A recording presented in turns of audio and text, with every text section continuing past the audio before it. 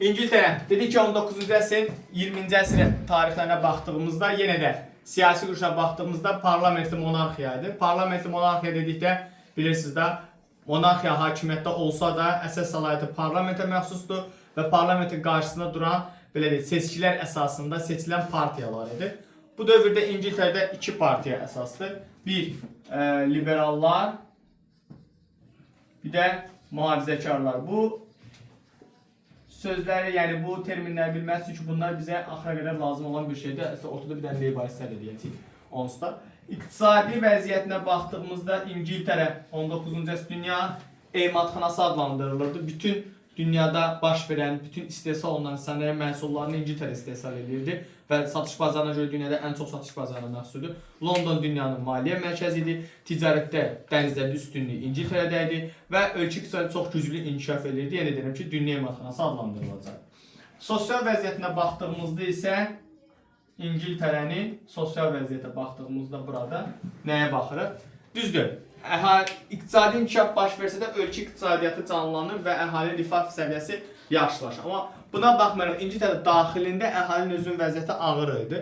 Səbəb nə idi? Burada bir iqtisadi məsələlər var. Məsəl üçün İngiltərə varlıları müstəmləkələrdə daha çox fabrik zavod açdıqları üçün, orada insanlara ucuz işçi qüvvəsi təmin etdiyi üçün özlərində hər hansı bir şey istehsal eləmirdilər. Misal üçün deyək ki, gəlin belə bir misal çəkək. Dünyanın ən bahalı markaları var da. Baxın o markalar istehsalatdan Hong Kong'da eləyirlər və yaxud da Vietnamda eləyirlər və yaxud da Pakistan'da eləyirlər və yaxud da Çində eləyirlər. Çünki niyə? Bir İtalyanı, məsələn Giorgio Armani firması var, deyək ki, ən məşhur markalardan, brendlərdən biridir. Məsələn, sən İtalyanı işlətsən, 8 saatdan artıq işlədə bilməzsən, icazə yoxdur. Həm də o İtalyanı işlətdiyin üçün sən ona sosial sığorta verməlisən, tibbi sığorta verməlisən, onun üçün DSMF vergi ödəməlisən İtaliya hökumətinə, yəni dövlətə vergi verməlisən. Amma sən bir bədbəxt Çinlini 15 saatda işlədə bilərsən. Problem yoxdur. Yəni Çinli bir tikə sürə işləyəcək. Ona görə də bir çox firmalar, dünya məşhur brendlər, harda ölkə iqtisadiyyatı zəif olan, ucuz işçi qüvvəsi olan, səsini çıxartmayan xalqlar, ölkələrdə şirkətlərini açırlar və orada insanları istədikləri saatda işlədə bilirdilər. İngiltərə hökuməti elə eləyirdi. Məsəl üçün deyək ki, İngiltərə özünün taxılı olan ehtiyacı tamamilə öz-özünü ödəyə bilmirdi. Yəni öz ölkəsində taxılı istehsal eləmirdi. Ancaq müstəmləkədən gəlirdi. Və bir ölkə İngiltərə mühasirəyə alsa, o ölkədə İngiltərədə aclıq başladı. Çünki taxıl əkilmirdi. Çünki əkmək baha başa gəlirdi. Eyni ilə fabrik zavod tikib, orada hər hansı bir şey istehsal eləmək də baha başa gəlirdi. Çünki İngiltərə məsələsi, yəni özlərinin işçi hüquqları dediyimiz, haqlar dediyimiz bir prosesə görə daha çox gəlir əldə etmək üçün müstəmləkələrdən həyata keçirir. Ona görə sosial vəziyyət qismən də olsa kənd təsərrüfatı, əsas kənd təsərrüfatı zəiflənmişdi burada. Əhalinin də sosial rifahı qismən də olsa aşağı düşmüşdü. Gələk İngiltərə baxdığımızda, İngiltərənin biz 19-cu əsr tarixinə baxdığımızda, 19-cu əsrin birinci yarısında, birinci yarısı tarixinə baxaq, daxildə baxırıq. Bu saydıqlarımız öz qüvvəsini saxlayır. İlk dəfə dünya tarixində 1825-ci ildə ilk dəmir yolu xətti çəkiləcəkdi İngiltərədə və dəmir yolları bundan sonra kapital qoşu artacaqdı və İngiltərə dəmir yolu sistemi yaranacaqdı. 1832-ci ildə isə İngiltərədə ilk parlament islahatı keçirilir. O dövrdə elə bilirsiniz ki, İngiltərə demokratiya elə belə baş verir, yox, qanunlu hadisələrlə baş verəcəkdir. O dövrdə İngiltərə parlamentində sənaye burjuaziyası, yəni yeni təbəqə təmsil oluna bilmirdi. Misal üçün deyək ki, o dövrdə parlamentdə yerləri pulla satırdılar.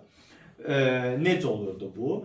İri sənaye şəhərləri parlamentə deputat göndərə bilmir. Məsəl üçün deyək ki, Bakı şəhəri əhalisi 200 mindir, amma Qusarın, deyək ki, Xudatın hansısa belə deyək də, kəndi əhalisi 100 nəfərdir. O 100 nəfərdən 5 dənə deputat gedirdi. Amma Bakıdan bir dənə deputat getmirdi. Çünki qanunverici buna imkan vermirdi.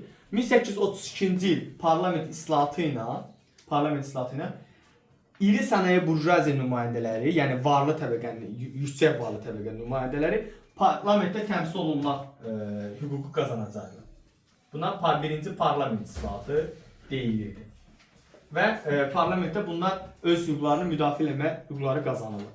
19-cu əsrin birinci yarısında İngiltərə dünya ticarətində də yenə ön plandaydı, dənizçilik ticarətində də ön plandaydı və iqtisadi cəhətdən də çox güclü bir ölkə idi. 19-cu əsrin ikinci yarısına baxdığımızda İngiltərə tarixinə, ikinci yarısında İngiltərədə Almaniya istehsalatı məhsullar artıq bazarlarda görünməyə başlayır. Bu necə olur? Keçəcək təsdiq keçəcək. 1871-ci ildə Almaniya Varşavada birləşəndən sonra Avropada sənaye istehsalına görə İngiltərədən sonra ikinci ölkə olacaqdı. Dünyada isə sənaye istehsalına görə İngiltərə dünya üçüncü yerə qalxacaqdı. Bu artıq İngiltərə mövqeyini zəiflətməyə başlayır. İngiltərə hökumətləri, yəni mühafizəkarlar və leybaristlər, liberallar daha doğrusu, fərqi yoxdur hansıları. Yəni kim hakimiyyətə gəlirsə, bu məsələnin qarşısı almağa çalışır. 19-cu əsrin ikinci yarısında ilk qərar verilir ki, İngiltərəyə və İngiltərə müstəmləkələrinə Alman məhsulları gətirilməsi, Alman istehsalı məhsulları gətirilməsi qəti qadağan olsun. Bu bir növ proteksionizm siyasət kimi bir şeydir. Yəni xarici ölkənin məhsulları ölkəyə daxil olmur və yerli məhsulları satışı prosesi baş verəcək. Bir də ikinci yarıya baxdığımızda 1867-ci ildə ikinci parlament icra keçiriləcəkdir. Burada, baxın burada iri sənaye burjuaziya nümayəndələri hakimiyyəti təmsil olunsa, burada isə kiçik və orta sənaye burjuaziya nümayəndələri və varlı şəhərlilər təmsil olunacaqdır. 19-cu əsrin ikinci yarısı yenə də İngiltərə özünün belə deyək də sənaye istehsalatında artıq dünyada ikinci yerə düşmüşdü. Çünki ABŞ artıq ötmüşdü onu birinci 19-cu ikinci əsrdən etibarən və ikinci yerdə, lakin dəniz ticarətində və kapital istehsalatında hələ də birinciliyi qoruyub saxlayacaq. İngiltərə və Böyük Britaniya 18-ci əsrdən etibarən bir növ aktiv xarici siyasət yeridirəcəkdir. Çoxlu müstəmləkələr qazanması İngiltərənin gücünü daha da artıracaq. Və İngiltərənin 19-cu əsr xarici siyasətinə baxdığımızda bunu da istəsəz 19-cu əsrin birinci yarısı və ya ikinci yarısında bölə bilərik, istəsəz də tam şəkildə deyərik. Birinci nəyə baxırıq? 1801-ci ildə Qacarlarla müqavilə imzalanır. Bilirsiniz, Qacar dövlətinə onun ərazisində güzəşt ticarət hüquq əldə edir və Qacar dövlətinin ərazisində qoşun saxlama, Qacar dövlətinin ərazisində ticari iəşələr açmağa, eksportalıq hüquq qazanmağa, hətta Qacarların dövlətin özünün daxili işlərinə qarışmağa hüquq əldə edəcəkdir 1801-ci ildə. Bu dövrdə 19-cu əsrin əvvəlində Fransada Napolyon hakimiyyətə gəlmişdi 1804-də və Avropada geniş işğalçı müharibələr aparırdı və həmçinin İngiltərədə də müharibə aparırdı. Bilirsiniz, 18-ci əsrdən etibarən Fransa ilə İngiltərə müstəmləkə uğrunda müharibə idi. Bu müharibə 19-cu əsrdə davam edirdi. 1805-ci ildə Fransanın Trafalgar dəniz döyüşü baş verəcəkdi və bu döyüşdə ingilislər fransızları darmadağın edirlər və qələbə qazanırlar. 1806-cı ildə Avropada İngiltərəyə qarşı Fransa rəhbərliyi altında kontinentə blokada qəbul olunacaq. Kontinentə blokada o idi ki, Fransa və ondan asılı olan ölkələr və yaxud da müqavilə bağlayan ölkələr İngiltərənin heç bir ticari əlaqələr qurmayacaq və öz ölkələrinə ingilis məhsullarının gətirilməsini qadağan edəcəklər. Təbii ki, bu İngiltərə iqtisadiyyatında 19-cu əsrdə böyük bir sarsıntı keçirmişdi, zəiflədəcəkdi. 1812-ci ildə ABŞ-la ikinci istiqlaliyyət savaşı baş verəcəkdi. 1813-cü ildə isə müttəfiq İngiltərə, Avstriya, Rusiya, Prusiya qüvvələri belə deyək də Fransanı məğlub edir və 14-də Parisə daxil olur. 1814-cü il tarixinə baxdığımızda İngiltərənin 3 hadisəsi var. 1. Napolyonun, 1-ci Napolyon taxtdan salınması, sonra Viyana konfransında iştirak, konqresində iştirak, 2. Gent müqaviləsi imzalanması ABŞ-la, 3. Tehran müqaviləsinin imzalanması Qacarlarla. Baxın, Qacarlarla bir burada müqavilə imzalayır 1801-də, bir də 1814-də. Qacarlarla müqavilədir. Viyana konfransının İngiltərə üçün nəticəsi nə idi? İngiltərə üçün nəticəsi Kap, Ceylon, Malta ərazilərini ələ keçirirlər. Yəni bir də Afrikanın cənubunu tutma hüququ əldə edir Viyana konfransı. Gent müqaviləsinin şərti o idi ki, ABŞ-la əvvəlki sərhədlər bərpa olunur. Artıq ABŞ-a müstəmləkəsi kimi baxmayacaqdır. ABŞ da Kanada iddiasını dayandıracaqdır. Tehran müqaviləsi də bayaqki 1801 müqaviləsinə oxşar cəhətdə, yəni ingilislər İran ərazisində güzəştlər, daha çox güzəştlər əldə edəcəkdir. Qarşılığında İngiltərə İrana, Qacarlara daha doğrusu maliyyə yardım edəcəkdir, hərbi yardım edəcəkdir ki, dövlətini və ordusunu gücləndirsin. Sonra gəldik burada 19-cu əsrin ilk 10 illi və 2-ci 10 illi. 1827-ci ildə bilirsiniz Osmanlı dənizində Navarin dəniz döyüşü baş vermişdi. Osmanlı ilə bir növ belə deyək də Fransa və İngiltərə arasında. Burada da bir növ qələbəni ingilislər qazanmışdı. 1813-33-də bilirsiniz, Austin şirkətinin ticari insanlığı Hindistanda ləğv edəcəkdi İngiltərə hökuməti. Bunun qərarını verəcəkdi. Sonra 1842-ci ildə birinci Tiryək müharibəsində qələbə qazanır və Tiryəkin belə bir növdə də Çində daha doğrusu yarım müstəmləkənin əsasını qoyacaqdı. 1849-cu ildə Pəncabı işğal eləyəcəkdi. Pəncabı tutulacaqdı.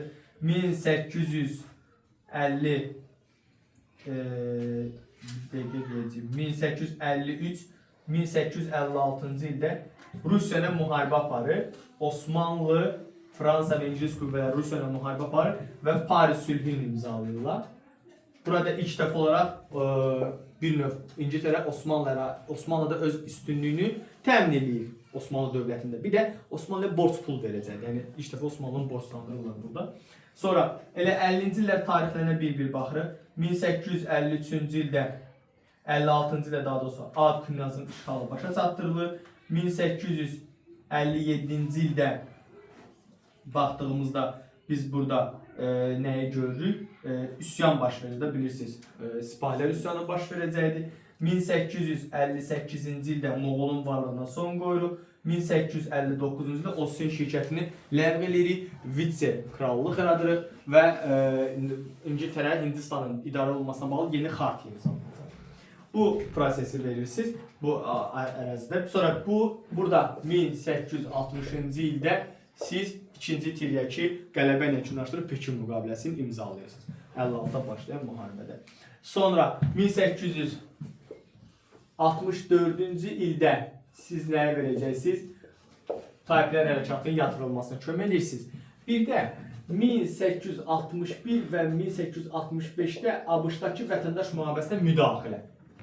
Bunun ətraflı keçəcəyik. Sadəcə siz bu illəri əzbərləyin ki, yəni biləsiniz də bunlar lazımdır.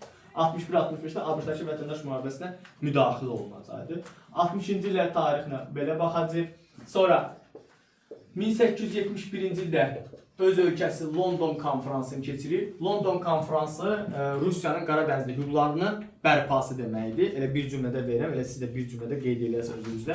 London konfransı keçiriləcək. Sonra 1876-cı ildə özünüz bilirsiniz də bu özünü Victoria Hindistan kraliçası elan eləyəcəkdir. Həmçinin bu dövrdə bir misal da verək burada 1860-cı illərdən birinə baxsaq, 1867-ci ildə Kanadaya dominion hüququ verir İngiltərə, öz müstəmləkəsi. Dominion yəni nədir? Özünü idarə hüququdur. Yəni öz daxilində öz idarə etməsini özü yaradacaq, hökumətin quracaq, parlamentin quracaq, amma real asıllıq Böyük Britaniya krallığından olacaq. Sonra 76-cı ildə ki Victoria özünü İngiltərə kraliçası, Hindistan kraliçası elan edir. 1878-ci ildə Berlin konqresində iştirak eləyəcəkdir. Berlində Rusiya güclənməsinin qarşısını alacaqdır və Kipr adasını Osmanlıdan icarəyə götürəcəkdir. Bunu bilin. Sonra 19-cu əsrin 80-ci illərinə baxdığımızda Misri fəth eləyir, yəni Osmanlıdan alır. Misri işğal edən ölkələrə artıq əlavəsi bir dənə də İngiltərə verirsiniz, yəni onu eləyəcəksiniz. Sonra bir də 19-cu əsrin 90-cı illərinə baxdığımızda Şimali Azərbaycanda, yəni bizə neftə kapital qoyacaqdı. Neft sənayemizə kapital qoyulur, şu olur. İngilis tərəfinə. 1891-ci ildə isə Qacarlarla yeni bir müqavilə, Talbot, iş adamı Talbotuydu. Əslində İngilis iş adamıdır, amma İngiltərə hökumətinin razılığıyla bu proses baş verir. Tütün insarını əlinə alacaq. Yəni İran ərazisində istehsal olunan bütün tütün bilsə siqaret, tənbəki tütün, siqareti insarlığını alır. Lakin sonraki onun gələn dəstədə keçəcəyik, orada üsyan nəticəsində bu insarlıq ləğv olunacaq.